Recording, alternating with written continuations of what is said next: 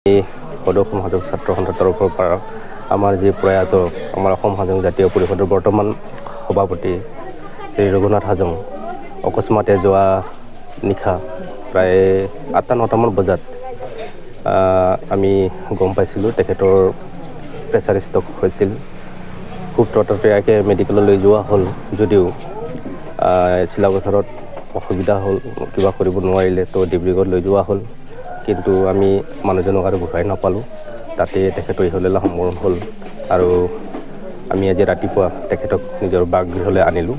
তো আজি খুবেই আমি মৰ্মাহত হৈছোঁ, দুখ প্ৰকাশ কৰিছোঁ আৰু পৰিয়ালবৰ্গকো আমি সমবেদনা জ্ঞাপন কৰিবলৈ আমাৰ ভাষা নাইকিয়া হৈ গৈছে। কাৰণ যিজন ব্যক্তি আমাৰ পিতৃস্বৰূপ, আমাৰ হাজং সমাজৰ প্ৰতিটো কামত, প্ৰতিটো দিশত তেখেতে কাম কাজবোৰ কৰি গৈছিল। তেখেতে যদিও শিক্ষকতা কৰিছিল, শিক্ষকতা কৰাৰ মুহূৰ্ততো তেতিয়াও সমাজৰ কাম কাজবোৰ চলাই লৈ গৈছিল। লগতে অৱসৰ যেতিয়া গ্ৰহণ কৰিলে তাৰ পিছতো আমাৰ অসম হাজং জাতীয় পৰিষদৰ আমাৰ কেন্দ্ৰীয় সভাপতি হিচাপে কাৰ্যনিৰ্বাহ কৰি আছিল। তো আজি অকস্মাতে আমি এইজন ব্যক্তিক হেৰুৱাব লগা হোৱাটো আমাৰ কাৰণে খুব দুৰ্ভাগ্য আৰু তেখেতৰ নেতৃত্বতেই আমাৰ সদৌ অসম হাজং ছাত্ৰ সন্থাখন গঠন হৈছিল আজি 1987ত।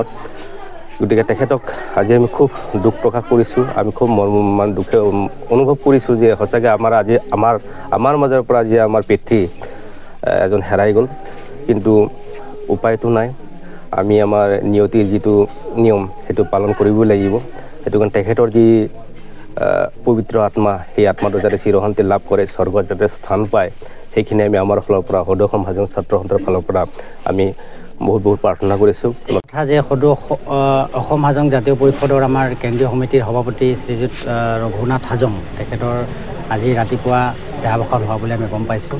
এইটো আমাৰ সমস্ত হাজং জাতিৰ কাৰণে এটা বৃহৎ ক্ষতি। তেখেত আমাৰ ছাত্ৰ সন্থাৰ জন্মদাতা আছিল বুলি ক'লেও ভুল নহয়, তেওঁ আছিলেই। আৰু কথাটো হৈছে কি, তেখেতে শিক্ষকতা কৰাৰ লগতে বিভিন্ন ধৰণৰ সামাজিক কামত তেখেত জড়িত হৈ আছিল। এই ক্ষতি আমাৰ সমাজৰ কাৰণে এটা বৃহৎ ক্ষতি। এই ক্ষতি আমাৰ কোনোদিনেই পূৰণ নহয়। তেখেতৰ আমি মানি ল'ব পৰা নাই যে আমাৰ মাজত তেখেত আজি নাই। সেইকাৰণে আমি পৰিয়ালবৰ্গকো আমাৰ জৰিয়তে আমি সংগঠনৰ তৰফা তেখেতক সম্বৰ্ধনা জনাইছোঁ তেওঁলোকক।